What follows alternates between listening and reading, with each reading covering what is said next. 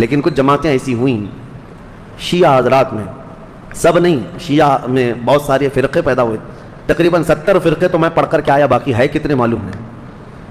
اس وقت سے حضرت عثمان غنی کی شہادت کے بعد سے جو شیعہ حضرات کی جماعتیں شروع ہوئیں، اہل تشیع بھی ان کو کہتے ہیں اور رافضی بھی ہیں، یہ ہر زمانے میں رہے اور ان میں فرقے بہت سارے ہوئے، کیسانیہ، غلات، اسماعیلیہ، دروزیہ، بزاریہ، نظاریہ، امامیہ، بہت سارے فرقے اس میں پیدا ہوئے، سب کے الگ الگ تھوڑے تھوڑے سے عقیدوں میں یا مسائل میں فرق ہے، لیکن ہے ایک ہی مینیو، کسی میں لال مرچی زیادہ، کسی میں ہلدی زیادہ، بس مینیو ایک ہی ہے، مین چیز جا کر کے وہیں پر ختم ہوتی ہے۔ حضرت علی کرم اللہ وجہہ الکریم، مولا علی کرم اللہ وجہہ الکریم کے متعلق جو عقائد گڑھے گئے اس میں سے ایک فرقہ ایسا ہے جو حضرت علی کو خدا کے درجے تک پہنچاتا ہے، اور ان کا عقیدہ یہ بھی ہے کہ اللہ تعالیٰ حضرت علی کی شکل میں دنیا میں آیا، نعوذ باللہ من ذالک، رب الارباب کہا، خالق کہا۔ ہم ایسے عقیدوں کے سخت خلاف ہیں، شرک ہرگز ہماری جماعت میں نہیں آ سکتا۔ حضرت علی رضی اللہ تعالیٰ عنہ کے لیے کچھ لوگوں نے الوہیت کا عقیدہ یعنی خدا ہونے کا عقیدہ بنایا، اور ایک فرقہ ایسا آیا وہ تو یہ کہنے لگے نبوت جو ہے وہ حضرت علی کو ملنے والی تھی، اور حضرت علی سوئے تھے تو اس لیے محمد صلی اللہ علیہ وسلم کو جبرائیل دے کے چلے گئے۔ یہ ایسا ہی بتا رہے ہیں جیسے نان کٹائی دے کر چلے گئے۔ ارے میاں نبوت ہے، جو جاگ رہا ہے اس کو نان کٹائی مل گئی، جو سو رہا ہے اس کو نہیں ملی، کوئی مٹھائی ہے؟ نبوت اللہ تعالیٰ نے عالم ارواح میں ہی چن لیا ہے کہ کون نبی ہونے والا ہے، یہ سویا جاگتا ہوا معاملہ نہیں ہے۔ ابھی دنیا میں کوئی پیدا بھی نہیں ہوا تھا، صرف روحیں تھی، اسی وقت روحوں میں اللہ نے منتخب کر لیا ہے کہ کون نبی ہوگا۔ ایک بات یاد رکھیں، یہ عقیدہ مسلم عقیدہ اسلام کا کہ کوئی بھی شخص اپنی محنت، اپنی عبادت، اپنی ریاضت سے نبی ہرگز نہیں ہو سکتا، نبی صرف اللہ کے انتخاب سے ہوتا ہے۔ ہاں ولی بن سکتے ہو، آپ کثرت سے عبادت کر رہے ہو، اللہ کے ولی بن گئے، پرہیزگار بن گئے۔ ولی تو کوئی بنتا ہے کبھی عبادات سے، محنت سے، کسب سے، اور کبھی عطا سے، لیکن نبی محنت سے، عبادت سے نہیں ہوتا۔ تم 1,00,000 سال بھی سجدے میں سر جھکا کر بیٹھے رہو، نبی نہیں بنو گے۔ نبی تو اللہ تعالیٰ کے انتخاب سے، اور اب تو کسی کے نبی ہونے کا امکان ہی نہیں۔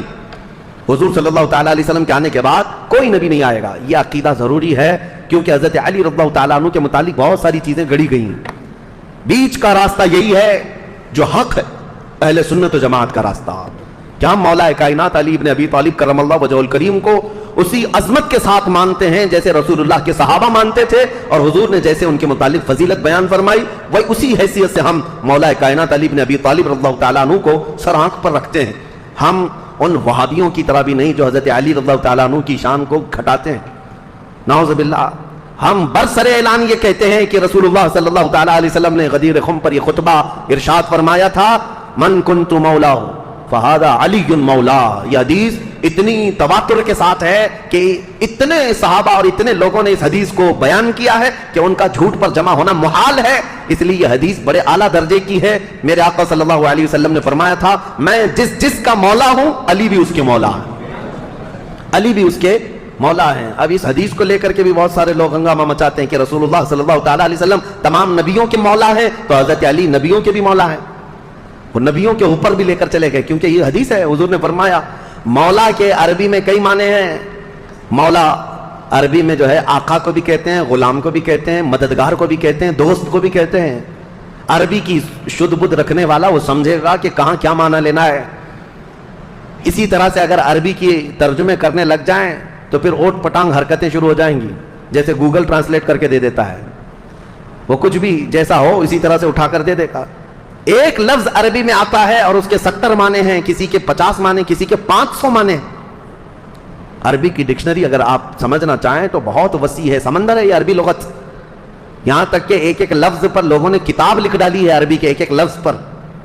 تو مولا کا مطلب کئی معنی ہیں، تو جہاں پوری کائنات مراد ہوگی، حضور نے فرمایا میں جس کا مولا ہوں، یقیناً میرے نبی آقا ہیں، جس کے حضور آقا ہیں، حضرت علی بھی اس کے آقا ہیں۔ لیکن نبیوں کے متعلق یہ معنی نہیں لیا جائے گا، انبیاء اکرام افضل ہیں، پوری مخلوق میں سب سے افضل ہیں، اور جو بھی ہوگا نبیوں کے بعد افضل ہوگا۔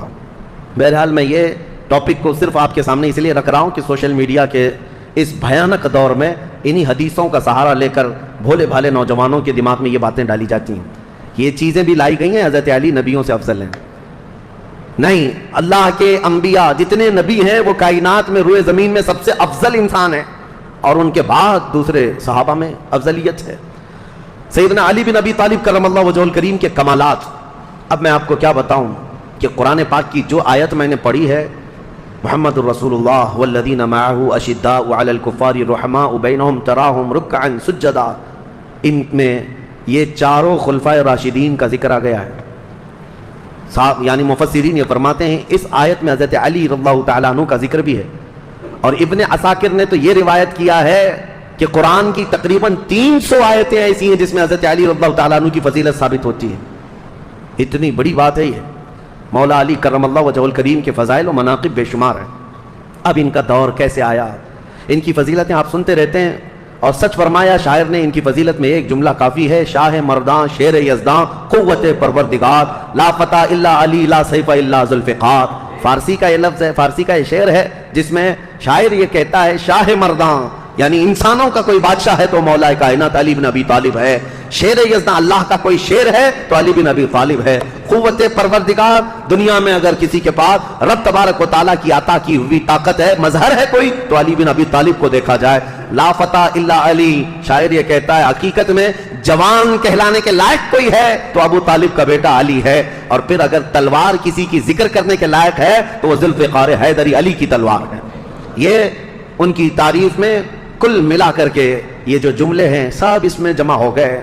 حضرت علی بن ابی طالب رضی اللہ تعالیٰ عنہ جنگ بدر میں جو کردار ادا کیے ہیں وہ بیان سے باہر ہے. جتنے لوگوں پر آپ بڑھ چڑھ کر کے حملہ کرتے رہے کفار و مشرکین، جوانی کے عالم میں حضرت علی رضی اللہ تعالیٰ عنہ کے متعلق بیان کیا. بہت ہٹا کٹا جسم تھا، بہت توانا تھے، طاقت سے، کافی بھاری آپ کا پیٹ تھا، اور لوہے کا خود پہننے کی وجہ سے ہمیشہ تو سر کے بال نکل گئے تھے. اتنی جنگوں میں شرکت فرماتے رہے، لوہے کی وہ ٹوپی ہوا کرتی تھی. اور وہ وقت آپ یاد کریں 7 ہجری جب رسول کریم صلی اللہ تعالیٰ علیہ وسلم صحابہ کو لے کر خیبر نکلے تھے.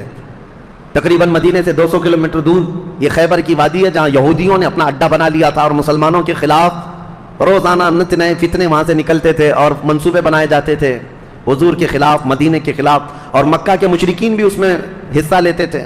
نبی کریم صلی اللہ تعالیٰ علیہ وسلم کو خبر یہ ہوئی کہ خیبر کے یہودی ایک جنگ کرنے کے لیے آ رہے ہیں مدینے، اور انہوں نے مکہ کے کافروں کو بھی بلا لیا ہے، نجد کے کافروں کو بھی بلا لیا ہے، سب کو جمع کر کے دعوت دی ہے. حضور کو جیسی یہ خبر ملی، ابھی یہودی خیبر سے نکلتے کیا رسول اللہ خود صحابہ کے ساتھ خیبر پہنچ گئے.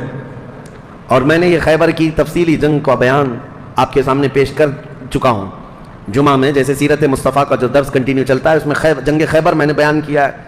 یہ سخت قسم کی جنگ تھی. یہودی بڑے بڑے قلعوں میں وہاں پر محفوظ رہتے تھے، اتنے بڑے قلعے تھے ان کے، آج تک وہ موجود ہیں. 1400 سال کے بعد آج بھی وہ قلعے وہاں پر ویسی ہیں. ان یہودیوں کی پناہ گاہ تھی، اس میں بیٹھ کر کے حملے کرتے تھے، اور ان کا یقین تھا یہ کہ ان قلعوں کو کوئی عبور نہیں کر سکتا. جب صحابہ وہاں پہنچے تھے یہودیوں کی حالت خراب تھی، اور ان کے ہاں ایک مرحب نامی شخص تھا جس کا دعویٰ تھا وہ 1000 آدمیوں سے اکیلا لڑ سکتا ہے، 1000 انسانوں سے اکیلا لڑ سکتا ہے. خیبر میں چھوٹی چھوٹی جنگیں ہوئی، وہاں کے جتنے قلعے تھے وہ صحابہ جب فتح کرنے لگ گئے تو آخری جو ان کا قلعہ تھا مرحب، جس کے انتظام پر لگا رہتا تھا، یہودیوں نے اس کو اتارا تھا مرحب کو، کہ اب آخر میں اب تمہاری باری ہے، اگر تم نہیں بچا پائے ان مسلمانوں سے تو ہمیں کوئی نہیں بچا پائے گا. مرحب مسلمانوں سے جنگ کرنے کو اپنی توہین سمجھتا تھا کہ یہ چھوٹے بادیہ نشین لوگ ہیں، کھجور کھا کر زندگی گزارتے ہیں، پیوند لگے کپڑے پہنتے ہیں، ان کے پیروں میں چپل تک نہیں ہوتی، یہ ہم سے جنگ کرنے آئے ہیں. بڑے تحقیر سے حقارت سے دیکھا کرتا. لیکن اب حالات ایسے تھے کہ یہ پورے مسلمان گردنوں پر سوار ہو کر کھڑے تھے، اب تو ڈیفنس کرنا ہی تھا. مرحب جب اپنے قلعے سے باہر آیا تو یہ سخت قسم کی جنگ تاریخ اسلام میں لکھی گئی ہے، کیونکہ خیبر فتح ہونے کے بعد ہی سارے فتوحات کا دروازہ کھل گیا ہے اسلام کے لیے. ساری فتحیں جتنی ہوئی یہ خیبر کے بعد، فتوحات کا دروازہ کھل گیا تھا جو رکنے کا نام نہیں لیتا. تو جیسے ہی مرحب سامنے آیا تو اس نے پکار کر کے یہ کہا شعر پڑھتے ہوئے کہ تمہیں پتہ ہے کہ خیبر پورا مجھے پہچانتا ہے، یہاں کے در و دیوار سے پوچھو کہ مرحب کس کا نام ہے. مرحب کی آواز سے اور اس کے چلنے پھرنے سے یہاں کے پتھر بھی کانپتے ہیں. وہ رجزی اشعار پڑھ رہا تھا. تو حضرت علی کرم اللہ وجہہ الکریم اس جنگ میں کیسے شریک ہوئے تھے؟ یہ 3 دن تک کنٹینیو چل رہی تھی، صحابہ کو فتح نہیں مل رہی تھی، کچھ صحابہ شہید بھی ہو گئے تھے. اور رات کے وقت رسول کریم صلی اللہ تعالیٰ علیہ وسلم بیٹھے اور کہا کل کی صبح ہونے دو، میرے ہاتھ میں جو پرچم ہے میں ایسے کو دوں گا جس کو اللہ اس کے رسول بے حد چاہتے ہیں. اور اللہ تعالیٰ نے اس کے ہاتھ میں یہ فتح رکھی ہے. صحابہ کہتے ہیں پوری رات ہم نہیں سوئے. حضور نے جو یہ بشارت دی تھی اس میں بشارتیں کیا کہتی ہیں؟ ایک تو یہ تھی کہ قلعہ اس کے ہاتھ فتح ہوگا، دوسرا یہ کہ اللہ اس کو اور اس کے رسول بے حد اسے چاہتے ہیں. حضرت عمر کہتے ہیں ہمیں غالب گمان یہی رہتا تھا کہ شاید جھنڈا ہمارے ہاتھ میں آئے گا. صبح اسی طرح رات کروٹ لے کر صحابہ نے گزاری تھی کہ ہمارا نام آ جائے گا. جیسی صبح ہوئی نبی کریم صلی اللہ تعالیٰ علیہ وسلم نے صحابہ کی جماعت کو جمع کیا. سب گردنیں اٹھا کر حضور کو دیکھ رہے تھے کہ یہ جھنڈا کس کے ہاتھ میں ہوگا. پھر رسول کریم صلی اللہ تعالیٰ علیہ وسلم نے پکار کر کہا علی بن ابی طالب کہاں ہے؟ اس جماعت میں وہ تھے ہی نہیں. تو صحابہ کیونکہ اس وقت وہ بیمار تھے، بخار بھی سخت تھا. حضور صلی اللہ تعالیٰ علیہ وسلم سے عرض کیا یا رسول اللہ صلی اللہ علیہ وسلم ان کی آنکھوں میں آشوب آیا ہے، جو لال ہو جاتی ہیں آنکھیں، تو آنکھیں لال ہو گئی ہیں اور بخار زدہ ہیں. حضور نے فرمایا اسی حالت میں ان کو لے کے آؤ. بستر سے اٹھا کر حضرت علی کو لایا گیا. آنکھوں سے پانی بہ رہا تھا. نبی کریم صلی اللہ تعالیٰ علیہ وسلم نے اپنا لعاب پاک ان کی آنکھوں پہ لگایا. حضرت علی کہتے ہیں میری آنکھیں اخیر زمانے تک اتنی تیز نظر آتا تھا جس کا کوئی اندازہ نہیں کر سکتا. حضرت علی رضی اللہ تعالیٰ عنہ کے ہاتھ میں حضور نے جھنڈا دیا اور کہا جاؤ اللہ اس کے رسول تمہیں بے حد چاہتے ہیں اور یہ فتح تمہارے نام رکھی ہے. سارے صحابہ کہتے ہیں حضرت علی کو دیکھ کر ہم رشک کرتے تھے کہ کیا مقام پایا علی بن ابی طالب نے. اس وقت ان کی جوانی کا ہی وقت تھا اور جب وہ جھنڈا ہاتھ میں لے کر کے آئے تھے یہ مقابلہ مرحب سے ہونا تھا. جو 1000 انسانوں سے تنہا لڑ سکتا تھا، اکیلا لڑنے کی طاقت رکھتا. جب وہ رجزیہ اشعار پڑھ رہا تھا، جانتے ہو قلعوں کی دیواروں سے پوچھو مرحب کس کا نام ہے، یہاں کے پتھر میرے چلنے پھرنے سے کانپ جایا کرتے ہیں. پھر حضرت علی آگے آئے، پوچھا مرحب نے تم کون ہو؟ حضرت علی نے کہا انا الذی سمتنی امی حیدرا، میں وہ ہوں کہ میری ماں نے میرا نام حیدر رکھا ہے. حیدر کا مطلب جانتے ہو؟ حیدر کا مطلب جنگل میں، گھنے جنگلات میں